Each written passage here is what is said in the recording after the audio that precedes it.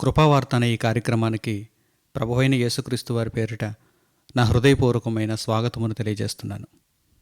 దేవుని మహాకృపను బట్టి ఈరోజు కూడా ఒక అద్భుతమైనటువంటి పాఠ్యాంశాన్ని మనం నేర్చుకుందాం. పరిశుద్ధ గ్రంథము ద్వారా ప్రతి మనిషి నీతిమంతునిగా బ్రతకాలని మనం గ్రహించగలుగుతున్నాం. అయితే నీతిమంతునిగా బ్రతుకుట ఎలా? దేవుని చేత నీతిమంతుడని పిలువబడుట ఎలా? చాలామంది ఈ విషయానికి సంబంధించినటువంటి జ్ఞానము లేక తమ ప్రవర్తనను అనుసరించి తమ ఇష్టానుసారముగా నేను నీతిమంతునిగానే లేక నీతిమంతురాలుగానే బ్రతుకుతున్నాను అనుకుంటున్నారు. కానీ పరిశుద్ధ గ్రంథంలో సూచింపబడినది నీతిమంతుడు ఏ విధముగా బ్రతికితే దేవుని చేత నీతిమంతుడని పిలువబడతాడు. దేవుడు అంటున్నాడు, నీవు నీ ప్రవర్తనలో నీతిని చూపించినప్పుడు నీవు నీతిమంతుడవు అంటున్నాడు. నీతిని గూర్చి మనం మాట్లాడినప్పుడు కాదు, నీతిని గూర్చి మనం విన్నప్పుడు కాదు, నీతిని మన బ్రతుకులో మనము చూపించినప్పుడు, నీతిని మనము జరిగించినప్పుడు, మన ప్రవర్తన అంతటిలో నీతి మార్గము కనిపించుచున్నప్పుడు మనము దేవుని చేత నీతిమంతులము అని పిలువబడతాం. మనుషుల దృష్టికి కాదు, మన దృష్టికి మనమే కాదు, దేవుని దృష్టికి మనం నీతిమంతులుగా ఉండాలంటే ఎలా? దేవుని దృష్టికి ఒక మనిషి నీతిమంతునిగా ఉండాలంటే ఎలా? పరిశుద్ధ గ్రంథంలో ఆలోచన చేయగలిగితే దేవుడు కోరుకుంటున్నాడు, నీవు నీతిని బట్టి ప్రవర్తించాలి.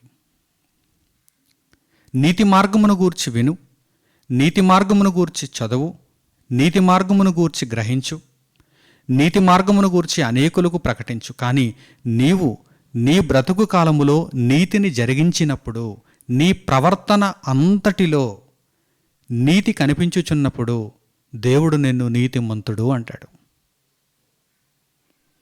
మనందరి ప్రవర్తనలో దేవుడు నీతిని చూడాలి. అప్పుడు మాత్రమే మనము నీతిమంతులము కాగలము. ఈ ప్రపంచంలో చాలామందికి తెలియనటువంటి యథార్థాలు ఇవి. చాలామందికి తెలియదు. నీతిమంతునిగా జీవించుట, నీతిమంతునిగా ప్రవర్తించుట, నీతిని జరిగించుట, ఇది సులువైనటువంటి సంగతి ఏం కాదు. మన బ్రతుకు కాలములో నీతిని బట్టి మనము ప్రవర్తిస్తున్నప్పుడు మనము నొప్పింపబడతాం, మనము బాధనొందుతాం, మనము అనేక మార్లు హింసింపబడతాం, కష్టాలను ఎదుర్కొంటాం. అయినప్పటికీ నీతి మార్గములో మనం నడుచుకోవాలి. అప్పుడు మాత్రమే మనము నీతిమంతులము అని పిలువబడతాం. పరిశుద్ధ గ్రంథంలో దేవుడు తన కుమారుడైన యేసుక్రీస్తు ప్రభువును గూర్చి వ్రాయించినటువంటి కొన్ని సంగతులలో ఈ విషయాన్ని దేవుడు ప్రస్తావిస్తున్నాడు. యేసుక్రీస్తు ప్రభువు తన ప్రవర్తన అంతటిలో నీతిని జరిగించినవాడు. శరీరధారిగా దేవుని కుమారుడు లోకంలోనికి వచ్చాడు. యేసుక్రీస్తు ప్రభువుగా వచ్చాడు. యూదులలో పుట్టాడు. సర్వలోకము కొరకు తన ప్రాణమును అర్పించాడు. సర్వలోకానికి సువార్తను ప్రకటింపజేయమన్నాడు. ఆయన బ్రతుకు విధానాన్ని మనం చూడగలిగితే ఆయన తన ప్రవర్తన అంతటిలో కూడా నీతిని జరిగించినవాడు. తన ప్రవర్తన అంతటిలో అంటే అర్థం ఏంటి? మాటలో కానీ, చూపులో కానీ, ఆలోచనలో కానీ, క్రియలలో కానీ, తన బ్రతుకులో ప్రతి క్షణం కూడా తనలో పరిశుద్ధత ఉంది, తనలో నిర్దోషత్వం ఉంది. ఆయన తన ప్రవర్తన అంతటిలో నీతిని జరిగించినవాడు అని పరిశుద్ధ గ్రంథం పేర్కొంది. చక్కని మాటలను ఇప్పుడు మనం ఆలోచన చేద్దాం. పరిశుద్ధ గ్రంథములో ఈ విషయమై తెలియజేయబడినటువంటి ఆ సంగతులను మనం చూద్దాం. మనము కూడా క్రీస్తును పోలిన వారముగా, క్రీస్తును ధరించుకున్న వారముగా, క్రీస్తు మార్గంలో నడుచుకుంటూ మన ప్రవర్తన అంతటిలో కూడా నీతిని జరిగించేవారుగా మనం మారిపోవాలి. అప్పుడు మాత్రమే మనం నీతిమంతులుగా పిలువబడగలం. దేవుని దృష్టికి మనం నీతిమంతులం కాగలం. యెషయా గ్రంథము 41వ అధ్యాయము 2వ వాక్యం నుండి చూడండి. ఈ విషయానికి సంబంధించినటువంటి వాక్య భాగం అక్కడ ఉంది. పరిశుద్ధ గ్రంథం నుండి యెషయా గ్రంథము 41వ అధ్యాయము 2వ వాక్యం నుండి.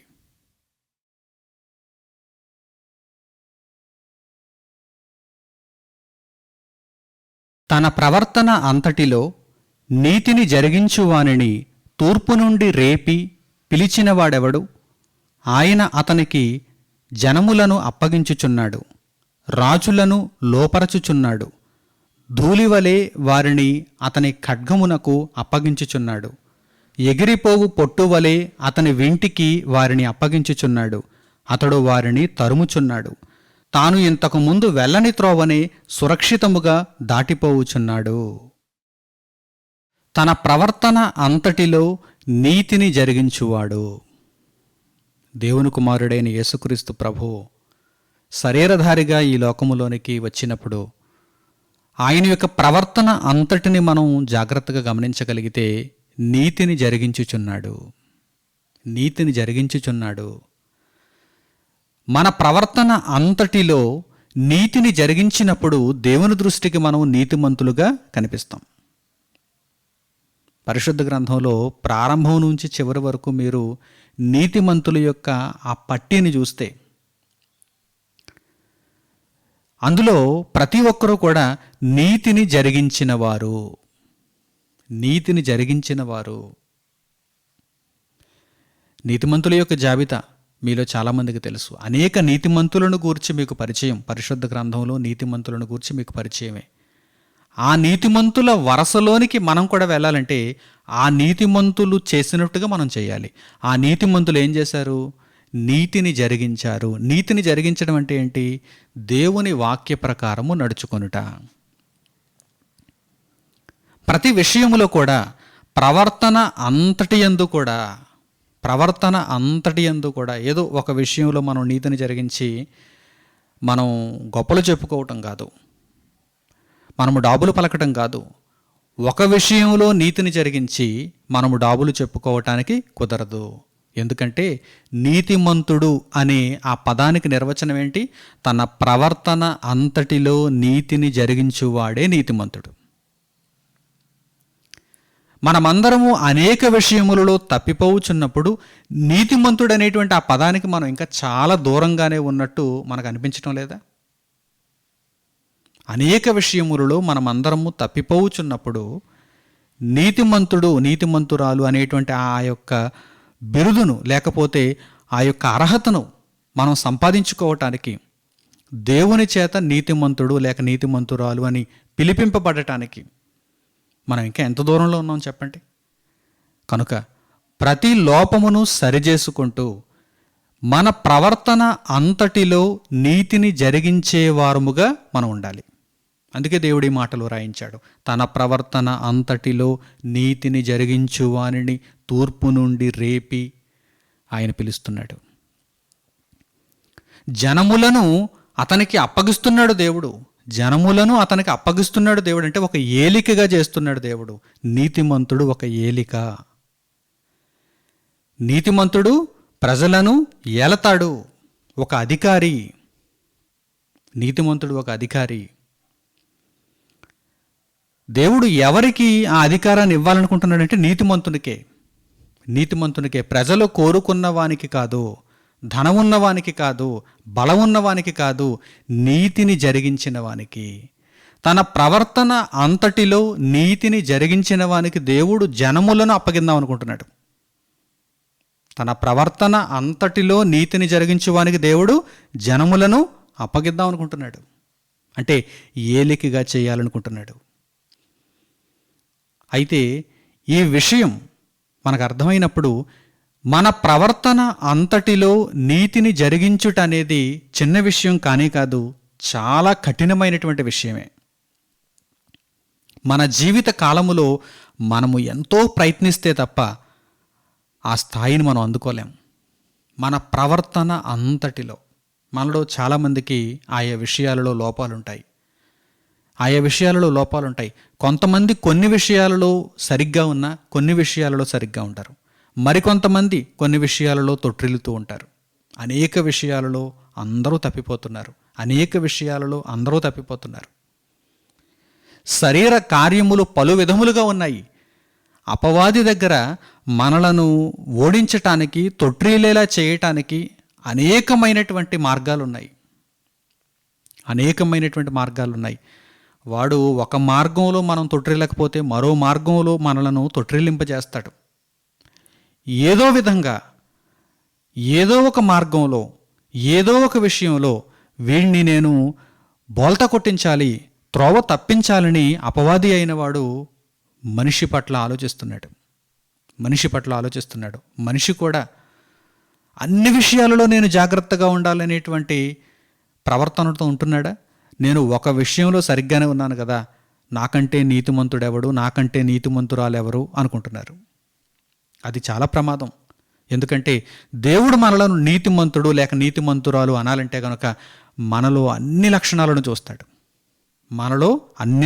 చూస్తాడు. అందుకే ఆయన వ్రాయించిన మాటలు చూడండి. తన ప్రవర్తన అంతటిలో నీతిని జరిగించేవాడే నీతిమంతుడు. తన ప్రవర్తన అంతటిలో. మాటలలో తప్పిపోతారు కొంతమంది, చేతలలో తప్పిపోతారు కొంతమంది, అనేక విషయాలలో, శరీర సంబంధమైనటువంటి అనేక విషయాలలో తొట్టిల్లుతారు చాలామంది. పాపము చేసే అవకాశం వచ్చినప్పుడు చాలా సులభంగా వారు పాపం చేస్తున్నారు. పాపమునకు వారు దాసులైపోతున్నారు. మనుష్యులుగా మనలో ఎవరైనా నీతిమంతులు అనిపించుకోవాలంటే కనుక మన ప్రవర్తన అంతటిలో, దేవుడు మనకిచ్చిన ఆయుష్కాలంలో మన ప్రవర్తన అంతటిలో మనం నీతిమంతులుగా బ్రతకాలి. ఎన్నో ఉదాహరణలు పరిశుద్ధ గ్రంథంలో మనకు కనిపిస్తున్నాయి. ఎందరో ఉదాహరణలుగా మనకు నిలిచారు చరిత్రలో. యేసుక్రీస్తు ప్రభువు తన ప్రవర్తన అంతటిలో నీతిని జరిగించిన వారికి ఒక గొప్ప ఉదాహరణ, ఒక గొప్ప మాదిరి. ఆ తర్వాత అనేక మంది నీతిమంతులు ఆ వరుసలో మనకు కనిపిస్తారు. ఆ వరుసలోనికి మనం కూడా వెళ్ళాలి. వెళ్ళాలనే దేవుడు ఈ జీవితాన్ని ఇచ్చాడు. వెళ్ళాలనే దేవుడు మనకు ఆయుష్కాలాన్ని ఇచ్చి ఇంకా జీవింపజేస్తున్నాడు. ఈ ప్రకృతిలో తన కష్టము చేత ఎన్నిటినో కలిగించిన దేవుడు వాటి ద్వారా మన యొక్క బ్రతుకును కొనసాగిస్తున్నాడు అంటే, ఇంకనూ ఆయుష్ను ఆయన పొడిగిస్తున్నాడంటే మీరు మీ ప్రవర్తన అంతటిలో నీతిమంతులుగా మారడానికే అని తెలియజేస్తున్నాడు. ఎందుకు ఇంకా అవకాశం ఉంది? ఎందుకు ఇంకా మనం జీవించి ఉన్నాం? దేవుడు ఆయుష్కాలం ఇచ్చేశాడు కనుక, దేవుడిక మనలను మధ్యలో తీసుకుని వెళ్ళడు కనుక మనం ఇలా బ్రతికేస్తున్నామండి అనుకుంటున్నారా? దీనికి ఒక కారణం ఉంది. మన బ్రతుకుకు ఒక కారణం ఉంది. అదేంటంటే, మనం ఇంకా ఏ విషయాలలో అయితే తప్పిపోతున్నామో వాటిని సరిచేసుకుంటూ మన ప్రవర్తన అంతటిలో నీతిని సంపాదించుకోవటానికి ప్రయత్నిస్తామని, ఆ స్థాయిని మనం అందుకుంటామని దేవుడు ఆలోచిస్తున్నాడు. కనుక ఈ విషయాలను మనం గ్రహిస్తున్నప్పుడు మన ప్రవర్తన అంతటిని మనం జాగ్రత్తగా ఒక్కసారి బేరీజు వేసుకోవాలి, సరిచూసుకోవాలి. ఉదయం లేచిన దగ్గర నుండి నిద్రపోయేంత వరకు మన యొక్క ప్రవర్తన ఎలా ఉంది, మన ఆలోచన విధానాలు ఎలా ఉన్నాయి, మన మాటలు ఎలా ఉన్నాయి, మన క్రియలు ఎలా ఉన్నాయి, దేవుని వాక్యమునకు తగ్గట్టుగా ఉన్నాయా లేదా? ఒక్కసారి మనల్ని మనమే పరీక్షించుకోవాలి. పరీక్షించుకున్నప్పుడు అనేక విషయాలలో మనం తప్పిపోతున్నాము అని మనకు అర్థమవుతుంది. ఎందుకు తప్పిపోతున్నాము? మన ప్రవర్తన అంతటిలో నీతిని జరిగించుట అనేది సామాన్యమైన విషయం కాదు, అది చాలా కఠినమైన విషయమే. కఠినమైన విషయమైనా సరే మనం దానిని సాధించి తీరాలని దేవుడు కోరుకుంటున్నాడు. రక్తము కారునంతగా పాపమును ఎదిరించాడు యేసుక్రీస్తు ప్రభు. రక్తము కారునంతగా అంటే నీవు పాపమును జరిగించకపోతే నీ రక్తం కారాలి, నీవు పాపమును జరిగించకపోతే నీ రక్తం కారాలి అని అపవాది అయిన వాడు యేసుక్రీస్తు ప్రభువును బహుగా శోధిస్తున్నప్పుడు, మనుషుల చేత బహుగా హింసలు, నిందలు, అపవాదులు వాడు భరింపజేస్తున్నప్పుడు యేసుక్రీస్తు ప్రభువు వాటన్నింటినీ సహించారు, వాటన్నిటినీ భరించారు. రక్తము కారునంతగా పాపమును ఎదిరించారు. పరిశుద్ధ గ్రంథంలో ఆ మాటలు మనకు కనిపిస్తున్నాయి. రక్తము కారునంతగా. ప్రియులారా, ఆలోచన చేయండి. ఎందుకు ఇదంతా? ప్రవర్తన అంతటిలో దేవుడు నీతిని కోరుకుంటున్నాడు. ఒక విషయంలో కాదు, ఒకరోజు కాదు. ఈరోజు చాలామంది ఆదివారం భక్తికి అలవాటైపోయారు. ఆదివారం భక్తి అంటే ఏంటి? ఇదేం భక్తి?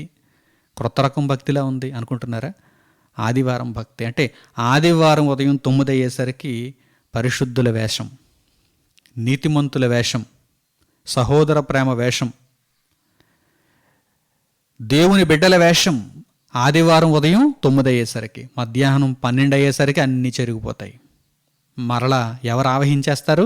అపవాది ఆవహించేస్తాడు. ఇంటికి బయలుదేరుతుంటారు. ఇంటి వరకు కూడా ఇంకా వెళ్ళరు. ఇంటికి బయలుదేరుతుంటారు. వాక్యం విని ఆ యొక్క ప్రాంగణం నుండి బయలుదేరుతున్నటువంటి పరిస్థితులలోనే వారిని అపవాది అయిన వాడు ఆవహించేస్తున్నాడు. అంటే కొన్ని గంటల భక్తికి, కొన్ని గంటల నీతికి కొంత సమయం మాత్రమే దేవుని యొక్క ఆలోచనలలో ఉండటానికి ఈరోజు మనిషి అలవాటు పడిపోయాడు. కానీ దేవుడు కోరుకుంటున్నదేంటి? నీ ప్రవర్తన అంతటిలో అన్నాడు. చాలామంది ఇలా మారిపోవడానికి కారణం కూడా బోధకులైన వారు సరిగ్గా బోధించటం లేదు. అంటే ఎలా బోధిస్తున్నారు? మీరు ఆదివారం తప్పనిసరిగా గుడికి రావాలి అంటారు. అంటే మిగిలిన రోజుల్లో భక్తి అవసరం లేదా? ఆ విషయాన్ని ఎందుకు ప్రస్ఫుటంగా చెప్పటం లేదు? మీరు ఆదివారం మాత్రం, మీరు ఎలా ఉన్నా పర్వాలేదు మిగిలిన రోజుల్లో, ఎక్కడున్నా పర్వాలేదు మిగిలిన రోజుల్లో, కానీ ఆదివారం మాత్రం దేవుని యొక్క ఆలయానికి రండి అంటారు. అంటే వారు మంచిని చెప్పే ఉద్దేశంలో పరోక్షంగా చెడును కూడా బోధిస్తున్నారు. అసలు దేవుడు ఎప్పుడైనా ఎక్కడైనా కొంతకాలానికి సంబంధించిన భక్తిని కానీ, ఒకరోజు కొన్ని గంటలకు సంబంధించినటువంటి భక్తిని కానీ నేర్పించాడా? జీవిత కాలానికి సంబంధించిన భక్తిని ఆయన చూపిస్తున్నాడు. ప్రవర్తన అంతటిలో అన్నాడంటే ఆ మాటలో ఎంత అర్థం దాగి ఉందో చెప్పండి. నీ ప్రవర్తన అంతటిలో అంటే నీవెక్కడున్నా, ఏ సమయమందైనా నీవు దేవునికి బిడ్డగా ఉండాలి. ఏ రోజైనా సరే. ఆదివారం దేవునికి ప్రత్యేకమా? సోమవారం నుండి శనివారం వరకు నీకు దేవునికి సంబంధం కట్టా? నీవు దేవుని సన్నిధిలో ఉండకూడదా? నీవు దేవుని మాటలు వినకూడదా? నీ ప్రవర్తనలో నీతి కనిపించవలసిన అవసరం లేదా? అసలు ఈ రోజులలోనే ఎక్కువగా నీకు సవాళ్ళు ఎదురవుతూ ఉంటాయి. సోమవారం నుండి శనివారం వరకు. ఆదివారం కాస్త నీకు తీరికగానే ఉంటుంది, కానీ సోమవారం నుండి శనివారం వరకు జనజీవన స్రవంతిలో నీవు వెళ్ళిపోతూ ఉంటావు గనక అనేక సవాళ్ళు నీకు ఎదురవుతూ ఉంటాయి. మరి నీతిని జరిగించుచున్నావా? నీతిని కనపరుచుచున్నావా? నీ ప్రవర్తన అంతటిలో ప్రతిరోజు, ప్రతి సమయము నీవు నీతిని జరిగిస్తేనే నీతిమంతుడు అంటున్నాడు దేవుడు. అందుకే ఇది కష్టం. ఆదివారం 2 గంటలు భక్తిని, నీతిని, పరిశుద్ధతను కనుపరచటం చాలా సులభం. దీనితో పోల్చినప్పుడు, మన ప్రవర్తన అంతటిలో మనము నీతిని జరిగించడంతో పోల్చినప్పుడు ఆదివారం 2 గంటల భక్తి చాలా సులభం.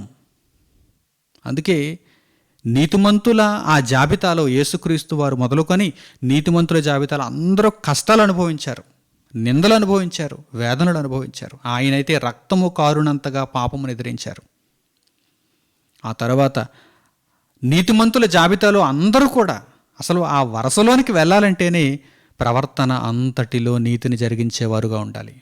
ఒక ఉదాహరణ, లోతు గారిని మనం ఉదాహరణగా చూడగలిగితే ఆయన ఎంత నొప్పింపబడ్డాడో తెలుసా? పేతురు గారు రాసినటువంటి 2వ పత్రిక 2వ అధ్యాయం 8వ వాక్యం చూడగలిగితే లోతు ఎంత నొప్పింపబడ్డాడో. దేని నిమిత్తము? నీతిని జరిగించినందుకు. తాను చూచిన దానిని బట్టి, విన్న దానిని బట్టి అసలు ఆయన భరించలేకపోయాడు. ఆ చుట్టూ ఉన్నటువంటి ప్రజల చెడుతనమును ఆయన భరించలేకపోయాడు. తన ప్రవర్తన అంతటిలో నీతిని జరిగించటానికి అతడు నిశ్చయించుకున్నాడు కనుక నీతిమంతుడైన లోతు అనేటువంటి పేరు వచ్చింది. ఆలోచిస్తున్నారా? నీతిమంతుడైన లోతు. మీరు నీతిమంతులలో ఎవరినైనా ఉదాహరణగా తీసుకోండి. వారు బహుగా నొప్పింపబడ్డారు. ఆదివారం 2 గంటలు, ఆదివారం ఒక పూట, ఒక రోజు, కేవలం ఈ భక్తే అయితే అసలు అంతగా నొప్పింపబడవలసిన అవసరం ఏముంది? జీవితకాలం అంతయు ప్రవర్తన అంతటిలో అంటున్నాడు దేవుడు. నీ ప్రవర్తన అంతటిలో నీవు నీతిని జరిగిస్తే అప్పుడు నీవు నీతిమంతుడవు, అప్పుడు నీవు నీతిమంతురాలవు. నా ప్రియులైన సహోదరి సహోదరులారా, ఈ మాటలను విన్న తరువాతనైనా మీ కఠిన హృదయాలు కరిగి మీ ప్రవర్తనను మార్చుకొని మీ ప్రవర్తన అంతటిలో నీతిని జరిగించడానికి మీరు ప్రయత్నం చేయాలి.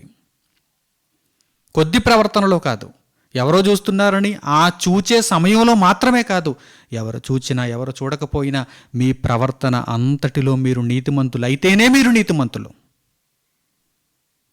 వ్రాయబడినటువంటి ఒక చక్కని వాక్య భాగాన్ని ఇప్పుడు మనం చూద్దాం.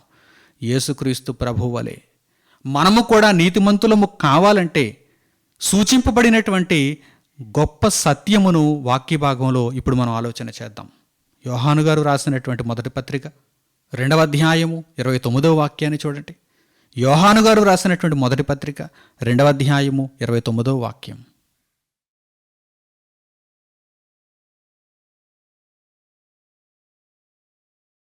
ఆయన నీతిమంతుడని మీరెరిగియున్న ఎడల నీతిని జరిగించు ప్రతివాడును ఆయన మూలముగా పుట్టియున్నాడని ఎరుగుదురు. ఆయన నీతిమంతుడని మీరెరిగియున్న ఎడల అంటే యేసుక్రీస్తు ప్రభువు నీతిమంతుడని మీరెరిగియున్న ఎడల, నీతిని జరిగించే ప్రతివాడు కూడా, నీతిని జరిగించే ప్రతివాడు కూడా, నీతిని గూర్చి వినడం ఒక ఎత్తు, నీతిని గూర్చి మాట్లాడటం మరో ఎత్తు, నీతిని జరిగించటమే అసలైనటువంటి కార్యక్రమం. అవన్నీ కూడా ప్రాథమికమైనటువంటి సంగతులు. నీతిని వినుట, నీతిని గూర్చి ప్రకటించుట, నీతిని గ్రహించుట, ఇవన్నీ కూడా ప్రాథమిక సంగతులు. నీతిని జరిగించుట, నీతిని జరిగించుట. ఆయన నీతిమంతుడని, యేసుక్రీస్తు ప్రభు నీతిమంతుడని మనము ముందుగా తెలుసుకోవాలి. ఆయన నీతిమంతుడని ఎరిగి ఉన్నవారు నీతిని జరిగించి ఆయన మూలముగా పుట్టినవారు అవుతారు. ఆయన మూలముగా పుట్టినవారు అవుతారు. యేసుక్రీస్తు మూలముగా మీరు తిరిగి జన్మించిన వారైతే మీరు నీతిమంతుల జాబితాలోనికి రావాలి అనుకుంటే నీతిని జరిగించాలి, నీతిని జరిగించాలి. నీతిని జరిగించేవారే నీతిమంతులు, నీతిని జరిగించేవారే ఆయన మూలముగా పుట్టినవారు.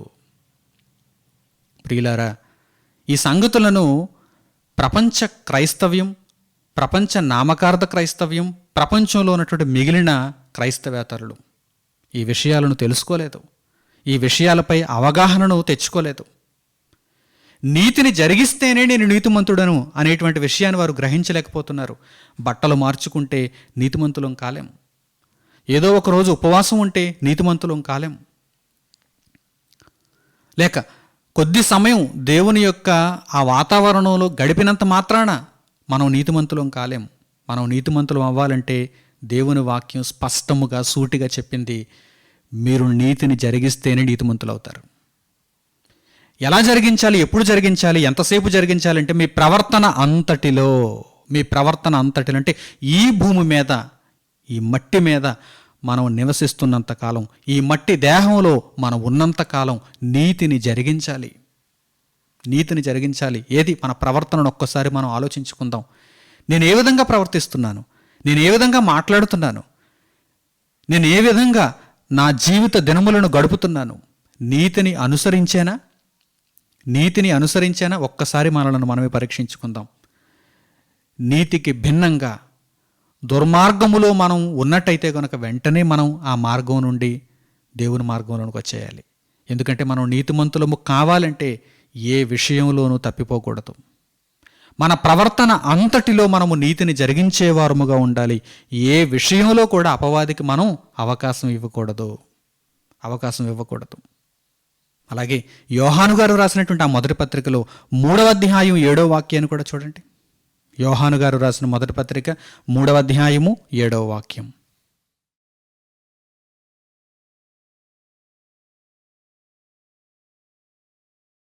చిన్నపిల్లలారా, ఎవనిని మిమ్మును మోసపరచనీయకుడి, ఆయన నీతిమంతుడై ఉన్నట్టు నీతిని జరిగించు ప్రతివాడును నీతిమంతుడు. చిన్నపిల్లలారా, ఎవనిని మిమ్మును మోసపరచనీయకుడి. మోసం చేసేస్తారు, జాగ్రత్త. అంటే కొద్దిగా నీతిలో ఉంటే సరిపోతుంది అని సరిపెడతారు. సరిపెడితే మనం నీతిమంతులం కాలేం. సరిపెట్టుకుంటే మనం నీతిమంతులం కాలేం. అందుకే చూడండి, వాక్య భాగంలో ఎంత స్పష్టంగా తెలియజేయబడిందో. మరో మాట లేదు ఇక. చిన్నపిల్లలారా, ఎవనిని మిమ్మును మోసపరచనీయకుడి. ఆయన నీతిమంతుడైనట్టు, అంటే ఉదాహరణను ఎవరు చూడాలి? యేసుక్రీస్తు ప్రభువుని చూడాలి. ఆయన ఎలాగైతే నీతిమంతుడయ్యాడో, ఎలా నీతిమంతుడయ్యాడు? ఆయన తన ప్రవర్తన అంతటిలో నీతిని జరిగించి నీతిమంతుడయ్యాడు. ఆయన నీతిమంతుడైనట్టు మనము కూడా నీతిని జరిగిస్తేనే నీతిమంతులం. ఎంత స్పష్టత! ఇందులో ఏమైనా అరమరిక ఉందా? అంటే అర్థమైనట్టు అర్థం కానట్టు ఏమైనా ఉందా? ఆయన నీతిమంతుడైనట్టుగా ఆయనను పోలి ఆయనను మీరు వెంబడించాలి, ఆయనను ఉదాహరణగా తీసుకోవాలి. ఒక మాదిరిగా ఆయనను చూడగలిగితే, ఆయన ఏ విధంగా నీతిమంతుడయ్యాడు? తన ప్రవర్తన అంతటిలో నీతిని జరిగించి నీతిమంతుడయ్యాడు. మరి ఇప్పుడు మనం కూడా అట్టి మాదిరిగానే, అంటే ఆయనను పోలి ఆయనను వెంబడిస్తూ ఆయనను ధరించుకున్న వారమై నీతిని జరిగించే ప్రతివాడు నీతిమంతుడు. ఒక విషయంలో నేను చాలా చక్కగా ఉన్నాను, ఒక విషయంలో నేను దేవునికి సంతోషాన్ని ఇస్తున్నాను, మిగిలిన అనేక విషయాలలో తప్పిపోతున్నా కానీ ఆ విషయంలో సంతోషాన్ని ఇస్తున్నాను కనుక నేను నీతిమంతుడిని అనుకోకండి, నీతిమంతురాలని అనుకోకండి. మోసపోతున్నారు మీరు, జాగ్రత్త. ఎవనిని మిమ్మును మోసపరచనీయకుడి. అసలైన విషయం ఏంటంటే, ఆయన నీతిమంతుడైనట్టు మనము కూడా నీతిని జరిగిస్తేనే నీతిమంతులము కాగలము. ఇదే చిట్ట చివరి దేవుని మాట. ఇదే చిట్ట చివరి దేవుని మాట. దీనికి మరో మాటకి లేదు. కనుక మీ జీవిత కాలంలో నొప్పింపబడతాం, కష్టాలను, అపవాదులను, నిందలను ఎదుర్కొంటాం. మనమైతే ఇంకా రక్తము కారునంతగా పాపమును ఎదిరించలేదు. ఆ విషయం గుర్తుపెట్టుకోండి. మనం ఇంకా రక్తము కారునంతగా, అంటే మనల్ని ఎవరైనా నీతిని జరిగించినందుకు కొరడా దెబ్బలు కొట్టి మన శరీరాన్ని చీల్చి రక్తం ప్రవహించేలా మనలను హింసిస్తున్నారా? లేనేలేదు. మహా అయితే నిందలు పడుతున్నాం, మహా అయితే నొప్పింపబడుతున్నాం, నష్టపోతున్నాం. అంతేగాని రక్తము కారునంతగా ఇంకా పాపమును ఎదిరించలేదు. ఆ స్థితి వరకు కూడా మనం ఓర్చుకోవాలి. ప్రభువైన యేసును చూడాలి. కనుక నీతిని జరిగించే ప్రతి ఒక్కడు, తన ప్రవర్తన అంతటిలో నీతిని జరిగించే ప్రతి ఒక్కడు నీతిమంతుడవుతాడు. మిగిలిన వారు అరకొర నీతితో నీతిమంతులు కాకుండా పోతారంటే ఆ పట్టికలో వారికి స్థానం ఉండదు, వారి పేరు ఆ జాబితాలో కనిపించదు. కనుక నా ప్రియులైనటువంటి సహోదరి సహోదరులారా, మంచి నిర్ణయాలతో ఇక మీదట మన ప్రవర్తన అంతటి యందు ఒక విషయంలో మనం నీతిని జరిగించినప్పుడు మరో విషయంలో నీతిని ఎందుకు జరిగించలేకపోతున్నాం? ఖచ్చితంగా జరిగించి తీరాలి. 2 విషయాలలో మనం నీతిని జరిగిస్తున్నప్పుడు మిగిలిన విషయాలలో ఎందుకు మనం నీతిని జరిగించలేకపోతున్నాం? ఖచ్చితంగా జరిగించి తీరాలి. సరే, కాస్త నష్టపోతాం, సరే కాస్త నొప్పింపబడతాం, సరే కొంతమందికి మనం విరోధులం అయిపోతాం, శత్రువులం అయిపోతాం. అయినా సరే నీతిని జరిగించాలి, నీతిని ప్రేమించాలి. దేవుడు చెప్పినట్టుగా ప్రతి విషయములోనూ, సమస్త విషయములలో నీతిని జరిగించేద్దాం. దేవుడిచ్చి నీ ఆయుష్కాలంలో చక్కగా మనము దేవునికి సువాసన భరితమైనటువంటి జీవితాన్ని కనుపరుద్దాం. ఒక విషయంలో కంపు కలిగిన జీవితంతో, మరో విషయంలో సువాసన కలిగిన జీవితంతో ఉన్నా దేవునికి చివరకు దుర్వాసనే కలుగుతుంది. ఎక్కడా కూడా, ఏ కొసానా కూడా మనలో దేవునికి దుర్గంధం లేకుండా నిరంతరము సువాసనను వెదజల్లేటువంటి ఒక పుష్పము వలె మన జీవితాలను దేవునికి కనుపరుచుకోవాలంటే ప్రతి విషయమందు కూడా నీతిని జరిగించాలని ఒక చక్కని తీర్మానం తీసుకుంటారని ఈ సందేశము ద్వారా మిమ్మల్ని అందరినీ, నన్ను నేను హెచ్చరించుకుంటూ నేను ఎంతటితో ఈ వాక్యమును ముగిస్తున్నాను. తండ్రి అయిన దేవునికి ప్రార్థనలో ఏకీభవించండి. పరిశుద్ధుడు అయిన మా కన్న తండ్రి, ఈ సందర్భమందు మీరు మాకు అనుగ్రహించినటువంటి ఈ విలువైన పాఠ్యాంశము నిమిత్తము మా హృదయపూర్వకమైన కృతజ్ఞతాస్తుతులు మీకు చెల్లిస్తున్నాము. మా ప్రవర్తన అంతటిలో నీతిని జరిగించటానికి యేసుక్రీస్తు ప్రభువును పోలి ఆయనను ఒక మాదిరిగా చూస్తూ మేము జీవించటానికి మాకు సహాయమును అనుగ్రహించండి తండ్రి. కేవలము నీతిని గూర్చి విన్నంత మాత్రాన, నీతిని గూర్చి నలుగురికి చెప్పినంత మాత్రాన మా జీవిత కాలములో మా ప్రవర్తనలో నీతిని మేము జరిగించకపోతే మేము నీతిమంతులము కాలేమని మీరు తెలియజేసినటువంటి, హెచ్చరించినటువంటి ఈ వాక్యమును బట్టి, ఈ సందేశమును బట్టి మీ కృతజ్ఞతాస్తుతులు తండ్రి.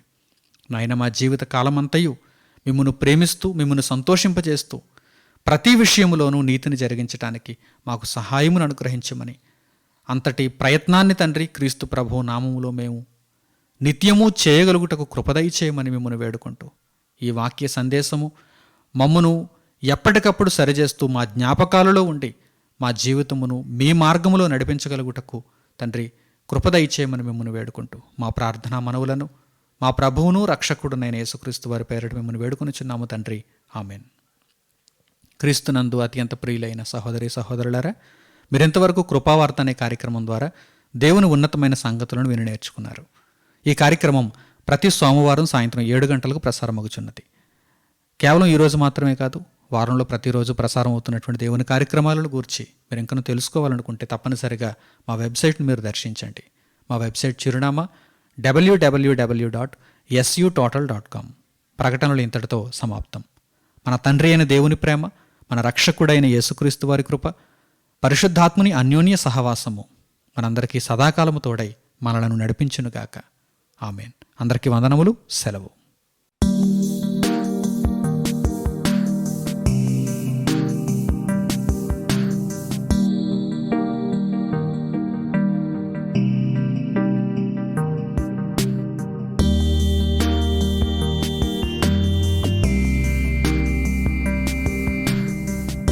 సహోదరులు మణికుమార్ గారు ప్రసంగించిన ఎన్నో ఆత్మ సంబంధమైన సంగతులను ఉచితముగా వీక్షించుటకు మా యూట్యూబ్ ఛానల్స్ ను తప్పక దర్శించండి.